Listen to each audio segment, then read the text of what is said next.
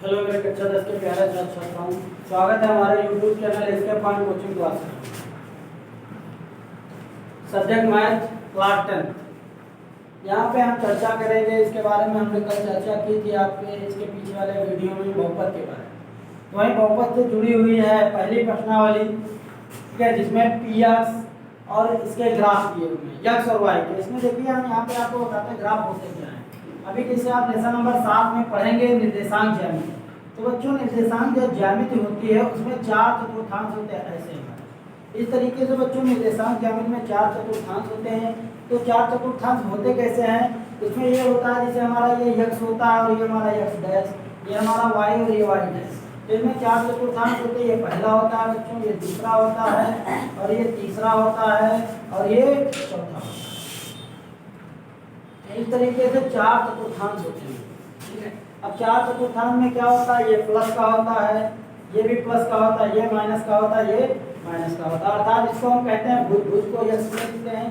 तो यानी ये बहुपद यक्स की बात करता है। ये कोटि है तो ये वाई है, इसको कहते हैं कोटि। इस रेखा को हम कहते हैं बच्चों कोटि कहते हैं और इसको कहते हैं भुज, ठीक है। ये हमारा भुज है। ये रेखा जो है हमारी दी हुई है, ये हमारी रेखा भुज दी हुई है बच्चों, भुज। तो ये भुज है। इस तरीके से प्रथम द्वितीय तृतीय चतुर्थ, इस तरीके से 4 चतुर्थांश होते थे। अगर जो जैसे सपोज दैट इसको y को काट रहा है तो y का मूल कहलाएगा। जितने बार काटेगा उतने उसके शून्य हो जाएंगे। x को काट रहा है तो x के शून्य हो जाएंगे। ये भुज है तो ये कोटि है, प्लस की होगी, ये भुज माइनस का होगा। ये कोटि माइनस की होगी, ये भुज माइनस का होगा। इस तरीके से हमारा माइनस प्लस का होता है सिस्टम। तो वैसे यहाँ पे हम एक सवाल है हमारा प्रश्नावली 2.1 का। तो 2.1 में बच्चों सवाल ये होता है 2.1 में यहाँ पे कह रहा है कि पी एक्स और पी वाई, पी का मतलब होता है पॉलिनोमियल्स। पॉलिनोमियल्स को हिंदी में कहते हैं बहुपद, इंग्लिश में कहते हैं पॉलिनोमियल्स यानी कि बहुपद। तो बहुपद यक्स के शून्य ज्ञात करिए। ये आपको बहुपद के ग्राफ दिए गए हैं, इसमें कह रहा है यक्स के शून्य ज्ञात कीजिए। तो पी एक्स क्या लिखेंगे? पी एक्स यानी बहुपद यक्स। पी एक्स का मतलब क्या होता है बच्चों? बहुपद यक्स के शून्य बराबर शून्य। पहले चित्र के लिए बहुपद यक्स के शून्य का बराबर क्या हो जाएगा? इसमें 0 हो जाएगा। क्यों?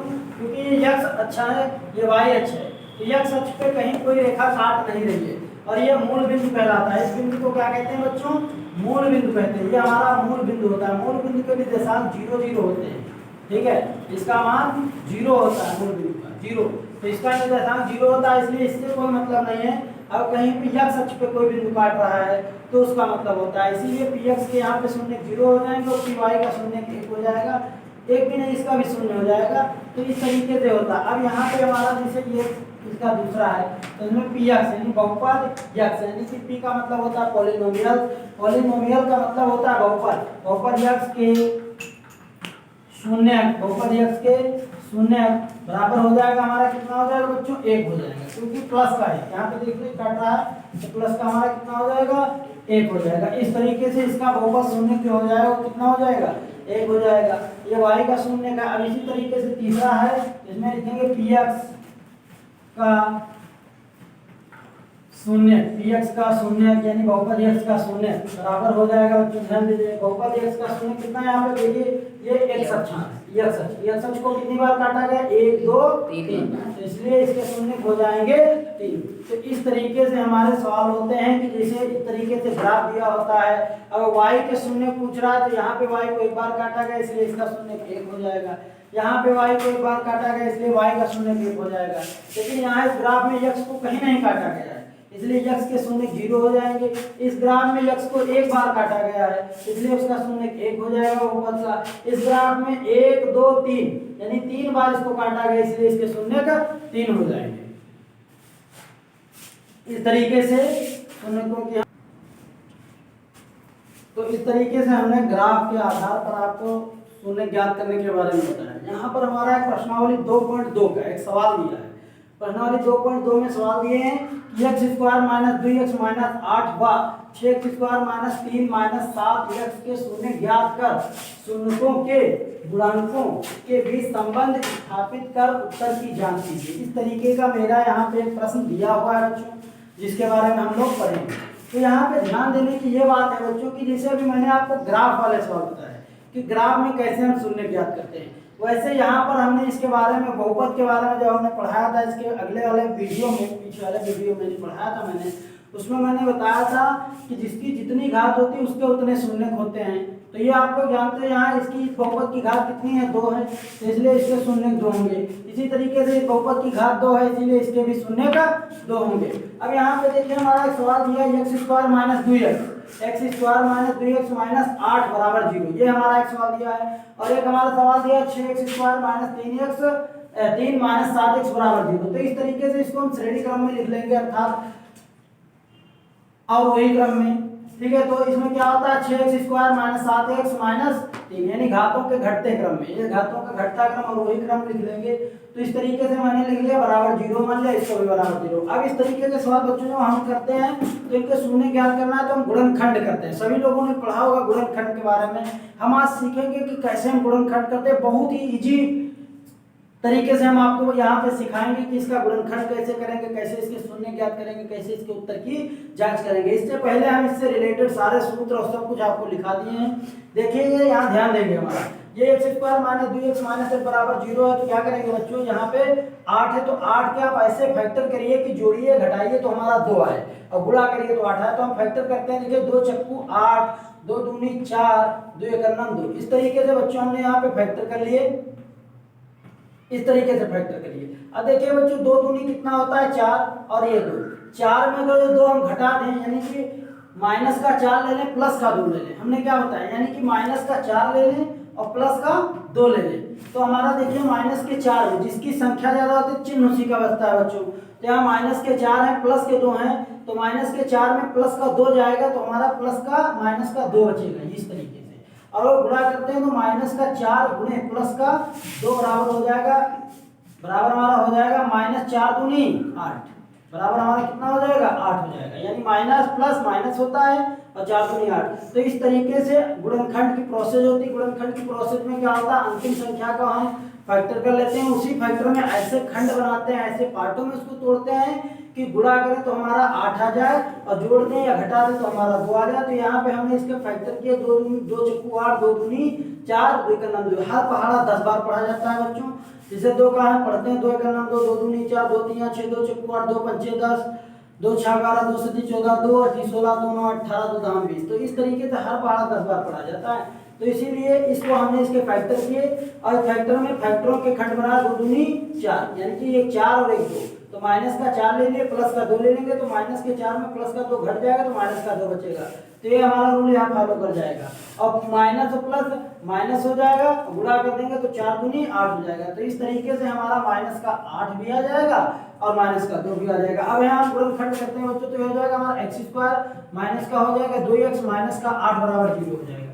तो हमारा ये हो जाएगा x² - 2 माइनस का कर लेंगे, पहला कह रहा है 4, पहला कह रहा है 4 तो माइनस का 4x, फिर कह रहा है प्लस का 2x लीजिए, फिर कह रहा है प्लस का 2x ले लिया, माइनस इसको लिख लेंगे 4 गुणे 2। अब देखो ये माइनस का 4 है, प्लस का, जिसके आगे कोई चिन्ह नहीं है उसके आगे प्लस का। यहाँ पे कॉमन लेते हैं बच्चों, कॉमन क्या होता है जो दोनों में पाया जाए। यहाँ पे x की घात 2 है तो इसका मतलब है 2x लिखे हैं, लेकिन वो काहे में लिखे हैं, गुणे में लिखे हैं। तो गुणे में लिखे हैं तो इसलिए यहाँ का 1x यहाँ का, क्योंकि जहाँ कोई चिन्ह नहीं होता वहाँ गुणे का चिन्ह होता है, यहाँ भी गुणे का चिन्ह लगा है। तो 1x ले लिया कॉमन, तो यहाँ बचा हमारा x और माइनस का बचा हमारा ये 4, क्योंकि ये x और एक x यहाँ निकल कर 1x हो गए। यहाँ पे निकले 2x है क्योंकि एक इसका एक इसका, लेकिन यहाँ कॉमन में 1 गिना जाएगा। इसी तरीके से प्लस यहाँ ले लिए, अब प्लस का 2 है तो प्लस का 2 है तो प्लस का 2 ले लिया कॉमन, तो हमारा ये बचा यहाँ पे x। अब प्लस और ये माइनस माइनस हो जाएगा, यहाँ से 2 निकल गया तो 4 बराबर 0। हमारा गुणनखंड सही है कि गलत इसकी पहचान ये है बच्चों कि अगर हमारा फैक्टर समान आ रहा है तो हमारा सवाल सही है, अन्यथा मेरा सवाल गलत हो जाता है। तो यहाँ पे हम ये कॉमन लेंगे, x -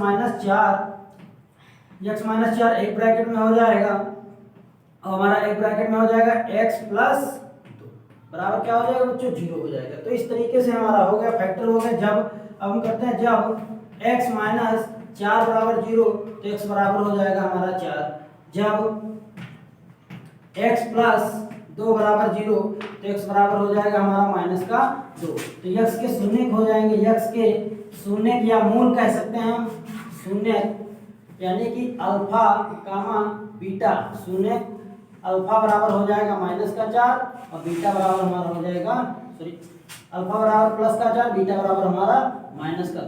तो इस तरीके से यक्स के हमारे शून्य हो जाएंगे, क्योंकि हमने आपको बताया है कि दो घाती बहुपद में जिसके जितने घात होते हैं उसके उतने शून्य होते हैं। यहाँ मैंने बताया कि अब शून्य निकालें तो शून्य क्या, अल्फा एक मान आया है 4, एक मान आया है 2, तो एक मान हमने मान लिया 4, उसको अल्फा नाम दे दिया, दूसरा मान लिया 2, उसको बीटा मान दे दिया। तो इस तरीके से हम बच्चों गुणनखंड करते हैं, तो आपकी समझ में आया होगा। फिर कह रहा है उत्तर की जांच करो, तो उत्तर की जांच हम कैसे करते हैं बच्चों? उत्तर की जांच में क्या होता है, अल्फा प्लस बीटा यानी शून्यकों का योगफल बराबर सूत्र होता है माइनस यक्स का गुणांक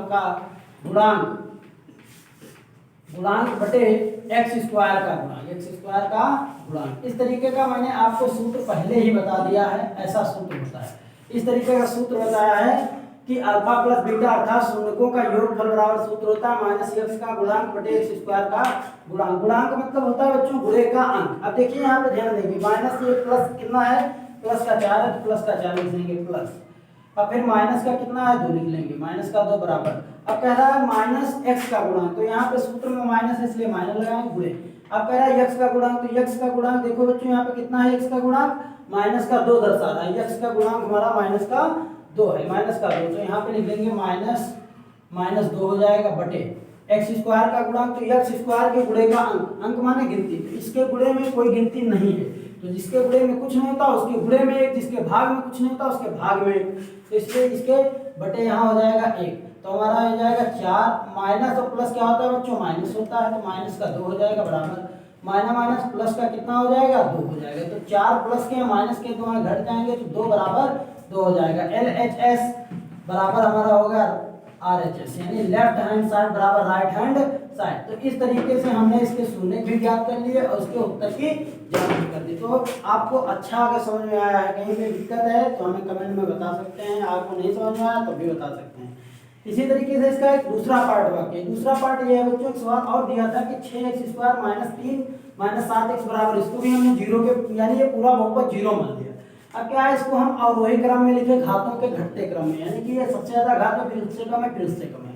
ठीक, अब इसको हम हल करते हैं। तो ऐसे सवालों को हल करने के लिए क्या होता है बच्चों, अंतिम पद की प्रारंभिक पद से गुणा कर दी जाती है। अगर x के आगे कोई संख्या दी है तो अंतिम पद की प्रारंभिक पद से हम गुणा कर देंगे। तो अंतिम पद कितना है, 6 माइनस 3 गुणे प्रारंभिक पद कितना है 6, तो 6 प्लस का है माइनस का, तो माइनस, देखो माइनस जिसके आगे कोई चिन्ह नहीं वो प्लस, तो माइनस, तो 6 क्या कितना होगा बच्चों 18।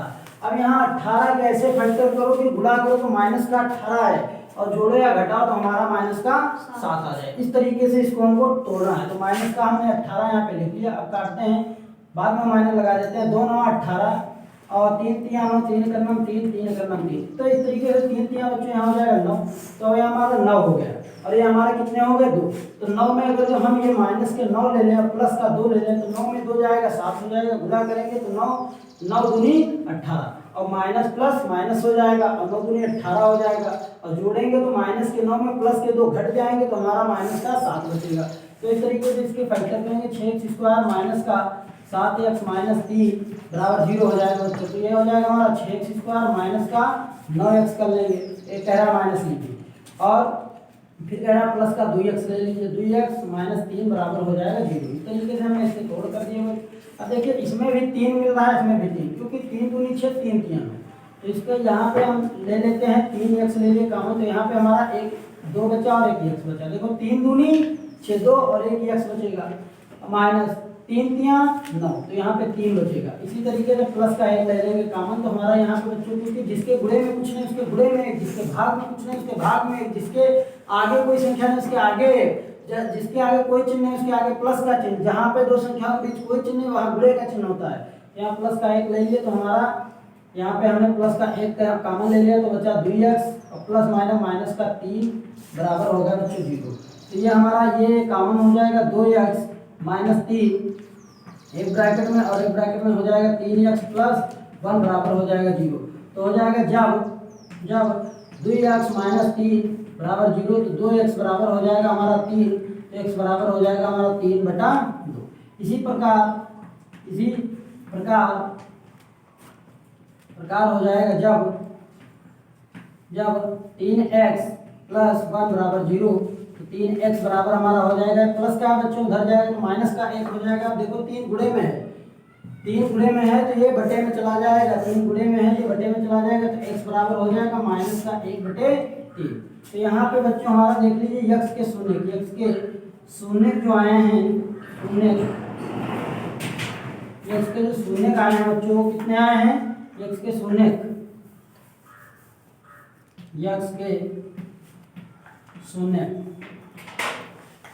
यहाँ पे 2 होंगे, शून्य अल्फा बराबर हमारा हो जाएगा, हम 1 मान लेंगे 3/2 और एक बीटा बराबर हमारा मान लेंगे भैया माइनस का 1/3। तो इस तरीके से इसके 2 शून्य आ गए। तो इस तरीके से हम इसका गुणनखंड किए और इसके शून्य निकाले। उत्तर की जांच भी करेंगे तो मान लीजिए शून्यकों का गुणनफल, इसमें मैंने योगफल लगा दिया था, इस बार गुणनफल लगा दीजिए। शून्यकों का गुणनफल बराबर सूत्र होता है अचर